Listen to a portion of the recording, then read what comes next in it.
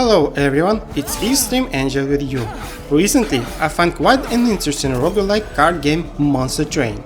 It looked very interesting, and from card games, I only played Hearthstone, card game from The Witcher, and Rogue Adventure for mobile devices.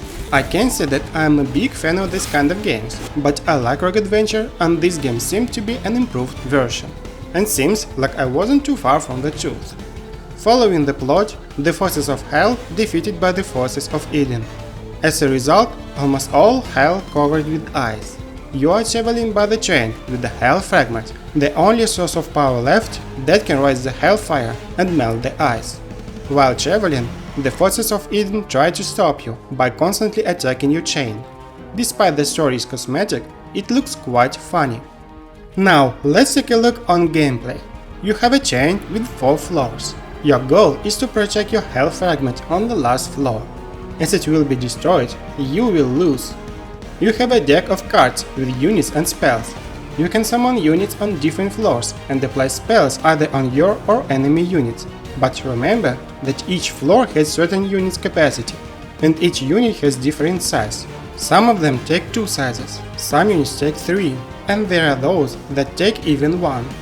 When you prepared your defense and cursed your enemies with spells, then turn is calculated.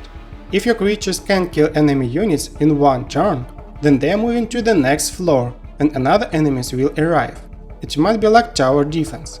After several rounds, a boss will arrive that will fight on the floor until he win or lose. If he win, then he will move to another floor and previous will be frozen and unplayable. If you defeated the boss, then the lands he guarded are thawing, and you can choose the path along which your train will follow. Somewhere you can get money, somewhere you can find shops, somewhere you can get new cards for your deck, and somewhere you can get artifacts. Shops are different from each other. Some sell artifacts and others will allow you to upgrade unit cards, so you should choose which is more important for you in current situation. Sometimes you can get a new card or copy from your deck, what is greatly effective when you upgraded your card before. Bosses are very different, but even the same bosses can have different skills. For example, Daedalus throws your chain with bombs that explode if they are not destroyed. In one scenario, each bomb had a shield, which forced you to use spells 2 times, and after starting your game again, you could destroy it with 1 spell, but it costs double damage to your creatures. So, you will never know how dangerous next boss will be for your current deck. The game has high replay value. Despite you have limited selection of cards after defeating the boss, the game allows you to create different strategies, like upgrading your creatures or take many spells and make your creatures unkillable. But it is worth remembering that on any tank there is a Bobby who will destroy it with a super shovel. There are several races, each of them has its own deck with certain strategies. When you start a new game, you can choose your main race and allies, the cards of which you will be given to you in the game. At the end of the game, you will get an experience and new cards on each race level.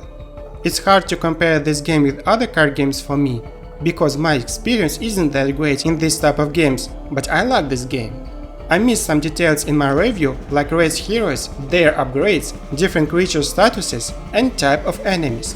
But it isn't hard to investigate these things, because the game isn't big. The rest of things you will learn after few game runs. It was Extreme Angel with you. Leave your comments about your favorite race and the most hated boss. Press like button if you like this video. It indicates me your interest level of what I make. Subscribe to my channel to not miss any new videos. Goodbye everyone.